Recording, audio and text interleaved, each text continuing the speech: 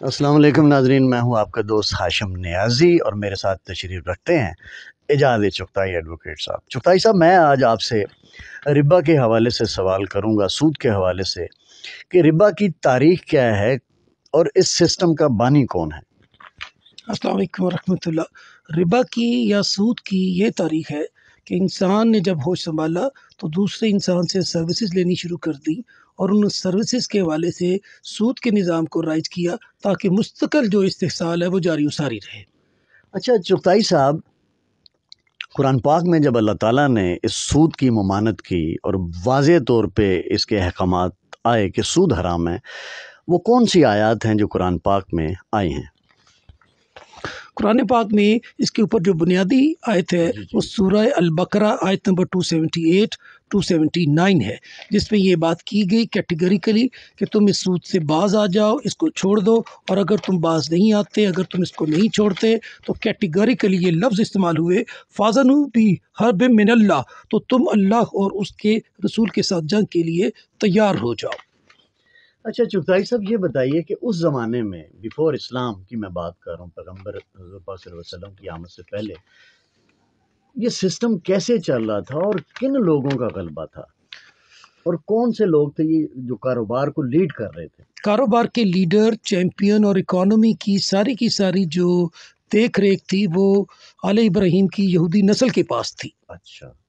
اور وہی اس کو لیڈ کر اور رہے تھے؟ وہی اس کو لیڈ کر رہے تھے، اور سود کے بانی بھی وہ تھے، سود کے بینیفیشری بھی وہ تھے، اور انہوں نے اسی نظام کے تحت باقی قبائل کو اپنا دست نگر بنا رکھا تھا۔ اس میں نقصانات کیا تھے انسانیت کے حوالے سے؟ انسانیت کے حوالے سے اس میں ایک ہی نقصان ہے کہ انسان کی جو بنیادی ایفرٹ ہے، لیبر ہے، اس کو جو ہے وہ لوٹ لیا جاتا ہے، اور کیپٹل منی، وہ چاہے سونے کی شکل میں ہو، وہ منی ہی جنریٹ کرتا ہے، منی لیبر کر لیتا ہے۔ جو انسان کی لیبر ہے وہ مائنس سے مائنس چلی جاتی ہے، اور اس کی قدر جو ہے وہ معاشرے میں ختم ہو جاتی ہے۔ اچھا، ہندوستان اور پاکستان بیفور پارٹیشن ہندوستان میں کیا سسٹم چل رہا تھا؟ ہندوستان میں جو سسٹم چل رہا تھا وہ اب بھی وہی ہے، وہ سود کا نظام تھا جس کو مہاجنی سود بولتے ہیں، جو کہ جس کو ہندو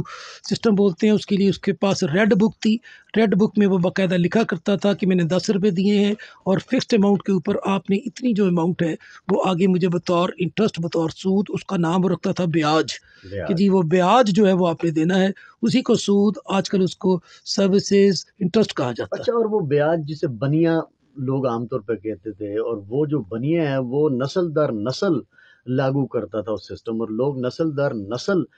سود دیتے تھے، لیکن سود ختم نہیں ہوتا تھا۔ جی، وہ سود کی نیچر ہی ایسی ہوتی ہے، سود کو رکھا اس طرح جاتا ہے، بینکنگ سسٹم بھی یہی ہے کہ وہ ایسا خوبصورت پیکج بنا دیا جائے کہ بعد میں وہ سود پہ کوئی اس کے پروٹوکول پہ پورا ہی نہ اتر سکے، اس کی شرائط کو پورا نہ کر سکنے کا جو پلان ہے وہ یہ تھا کہ ان کو اس میں پھنسا لیا جائے، پھر نسل در نسل جو ہے ان کو غلام بنایا رکھا۔ اور وہ دوسرا سسٹم آپ بتا رہے تھے باٹا کا، ہاں باٹا جی، کیا تھا؟ وہ باٹا؟ باٹر سسٹم ہے، اس میں جو جنس ہوتی ہے جس کو گرام بولتے ہیں، جس کو چنا بولتے ہیں، اس چنے سے پھر ویٹ بن گیا 1 کلو گرام، گرام ایکچولی چنے ہی کو بولتے ہیں، جی جی۔ تو فصلوں کی آپس میں ٹرانزیکشن کی بنیاد پہ یہ سارا معاملہ جو ہے وہ سیٹل ہو جاتا تھا، اور فصلوں کے ایکسچینج سے ساری سروسز جو ہے وہ لی جاتی تھیں اور دی جاتی تھیں، اور ساری زندگی کے معاملات جو ہیں وہ فصل کو باقاعدہ کیش کراپ کے طور پہ استعمال کر کے کام کیے جاتے تھے، اسی لیے اس کو فصل کو کیش کراپ بولا جاتا تھا۔ شفائی صاحب، اس وقت موجودہ زمانے میں کافی سالوں سے یہ پریکٹس ہے کہ ہمارا بینکاری جو سسٹم ہے، نظام ہے، وہ سارے کا سارا سود پہ چل رہا ہے۔ یہ بتائیے کہ پہلی دفعہ کب پاکستان میں اور کن لوگوں نے سود کے خلاف موومنٹ شروع کی اور کوشش کی، عدالتی طور پر عدالتوں میں گئے، فیڈرل شریعت کورٹ میں گئے، اور ان کی یہ خواہش تھی کہ کسی طریقے سے یہ سسٹم پاکستان سے ختم ہو، اور پاکستان کا جو جتنا نظام ہے وہ سارا بینکاری جتنا بھی سسٹم چل رہا ہے سود کے بغیر چلے اور اسلامک پوائنٹ آف ویو سے چلے۔ وہ کب گئے عدالتوں میں؟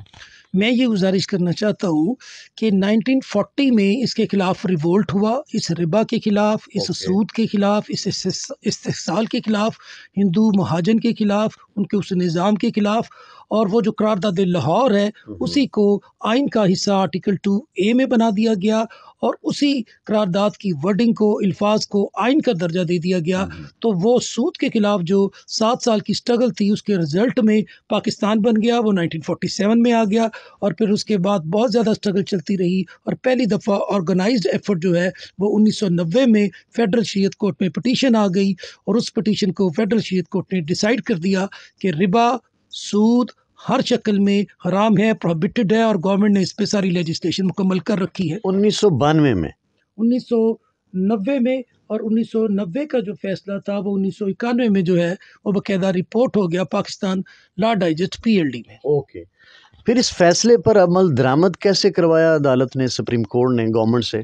اچھا جی، یہ فیصلہ جو فیڈرل شریعت کورٹ نے دیا، اس فیصلے کے خلاف گورنمنٹ نے جو ہے، اور جو بینکس تھے، جو بینکنگ کمپنیز تھی، انہوں نے باقاعدہ اپیل کر دی، تو فیڈرل شریعت court applet bench supreme court میں یہ باقاعدہ کیس ٹیک اپ ہوا، اور وہ بڑی دیر تک انہوں نے چلائے رکھا، اور فیڈرل شریعت کورٹ ایپلیٹ بینچ فاضل سپریم کورٹ نے PLD سن 2000 پیج 225 کے اوپر اس فیصلے فیڈرل شریعت کورٹ کو مینٹین رکھا، لیکن اس کے بعد جنرل مشرف صاحب نے اس سارے بینچ کو آنن فانن سلیقے سے توڑ دیا، اور علماء 2 ججز کو امپورٹ کر کے اس بینچ کو ریسٹرکچر کر کے ایک UBL سے ریویو کروا کے تو اس سارے پروسیس کو جو ہے وہ نلیفائی کر دیا۔ اٹ واز امریکن ایجنسیز، اور اس کے پیچھے بینکرز جو ہیں وہ انوالو تھے۔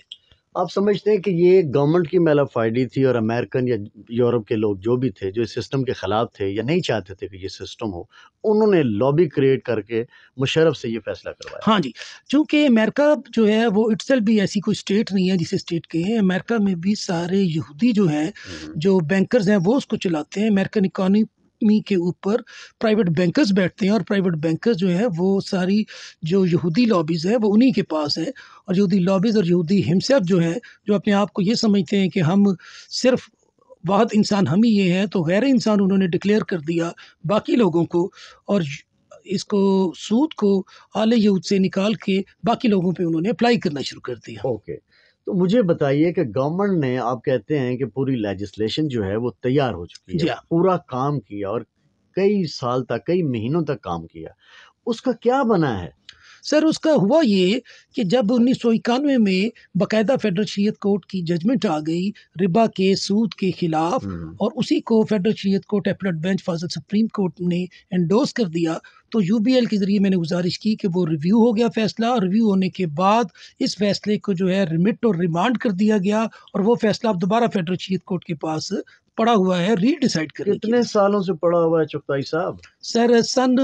2002-3 کے بعد سے آنورڈ جو ہے وہ معاملہ اب تک جو ہے وہ سرد خانے میں پڑا ہوا ہے۔ کیوں سرد خانے میں پڑا ہوا ہے؟ اس کیا کی اس کیس کو کوئی پرسو نہیں کر رہا؟ سر، اس کو بڑا ہاٹلی پرسو کیا جا رہا ہے،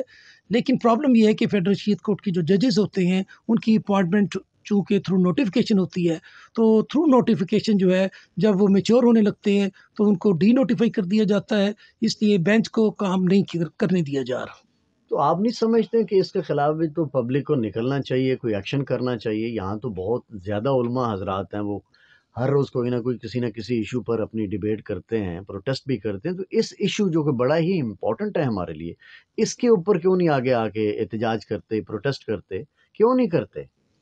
تنظیم اسلامی ڈاکٹر اسرار احمد صاحب کے جو 2 بیٹے ہیں، ان میں سے جو ایک بیٹے ہیں، انہوں نے اس کے اوپر بہت لمبی چوڑی سٹرگل کی ہوئی ہے، اور اس سٹرگل میں باقاعدہ وہ شامل ہے، اور اس سٹرگل کو انہوں نے جاری رکھا ہوا ہے۔ لیکن فیڈرل شریعت کورٹ میں جو اسٹیٹ بینک آف پاکستان ہے، جو کہ ہیڈ ہے فائنینشیل انسٹیٹیوشنز کا، وہ اعلی کار بنا ہوا ہے پرائیویٹ بینکرز، انٹرنیشنل بینکرز کا، اس لیے وہ ان کو آگے پروسیڈ نہیں کرنے دیتا، اور انہوں نے جیورسڈکشن کے پوائنٹ پہ اختیار سماعت ہی کے اوپر جو ہے بحث در بحث میں اس معاملے کو الجھا رکھا ہے۔ چغتائی صاحب، میں نے سنا ہے کہ آپ نے ایک ریکوزیشن تیار کی ہے اس حوالے سے، اور آپ بہت جلد یہ بار روم میں آپ موو کرنا چاہ رہے ہیں۔ آپ کا کیا مقصد، کیا ہے، کیا عزائم ہے اس ریکوزیشن کو بار میں موو کرنے کے حوالے سے؟ ہمارے بالکل وہی عزائم ہیں جو کہ قرآن پاک کے عین مطابق ہے، اور ان صلاتی و نسکی و محیای و مماتی للہ رب العالمین کے مطابق ہم یہ چاہتے ہیں کہ قرآن پاک کے جو اکانومک پرنسپلز ہیں ان کے مطابق جو ہے سارا میٹر جو ہے اکانومی اور سوشل ویلفیئر اور سوشل اکانومی کے حوالے سے میٹر جو ہے وہ باقاعدہ وہی ججمنٹ جو فاضل سپریم کورٹ کی ہے وہ بحال ہو اور بحال ہو کے ایکسرسائز ہو تاکہ لوگوں کا استحصال جو ہے وہ بند ہو سکے۔ چغتائی صاحب، از اٹ ایزی؟ یہ آسان ہے اس وقت موجودہ دور میں بینکاری سسٹم جو پوری آل اوور دا ورلڈ چل رہا ہے، کیسے اس کو مینیج کریں گے؟ اور کیا مثالیں ہیں پوری دنیا میں جو اسلامک بینکنگ کے حوالے سے کہاں کون سے ممالک میں یہ سسٹم جو ہے بڑا کامیابی کے ساتھ چل رہا ہے اور جس کی وجہ سے پاکستان میں یہ سسٹم کامیاب ہو سکتا ہے؟ میں یہ سمجھتا ہوں اور ہسٹری یہ ثابت کرتی ہے کہ سودی نظام والے جو یہودی ہیں، جو ان کے بینکرز ہیں، انہوں نے خود رپورٹ کر دی ہے اب کہ ان کی اپنی اکانومی شٹر ہو جائے گی، dollar will Raiwind it self, dollar اپنی موت خود مر جائے گا کیونکہ کیپٹل سے کیپٹل بن رہا ہے، لیبر جو ہے اس کی قدر جو ہے وہ نہیں ہو رہی۔ چار ہی چیزیں ہیں جو بنیادی طور پہ انسانوں کے پاس ہے۔ پہلی چیز جو ہے وہ گفٹ ہے، گفٹ میں انسان کی محنت بھی شامل نہیں ہوتی اور انسان کا کیپٹل بھی استعمال نہیں ہوتا، دونوں اس کو مل جاتی ہیں۔ دوسری چیز لیبر ہے، لیبر میں انسان سرمایہ نہیں لگاتا، اپنی ہیومن سکل کو، ہیومن ایفرٹ کو استعمال کرتا ہے۔ تیسری چیز جس کو انٹرسٹ یا سود کہا جاتا ہے، اس میں سرمایہ جو ہے وہ مائنس ہو جاتا ہے اور سرمایہ مائنس نہیں ہوتا بلکہ سرمایہ میں محنت مائنس ہو جاتی ہے اور صرف سرمایہ جو ہے وہ ورکنگ کیپٹل بن جاتا ہے۔ اور چوتھی چیز جو پروفٹ ہے اس میں سرمایہ بھی ہوتا ہے اور محنت بھی ہوتی ہے، جس میں رسک پارٹیسپیشن جو ہے وہ مکمل طور پہ انوالو ہو جاتی ہے۔ ہم چاہتے ہیں کہ سرمایہ اور رسک پارٹیسپیشن محنت کے حوالے سے ایکولی ڈسٹریبیوٹ ہونا چاہیے۔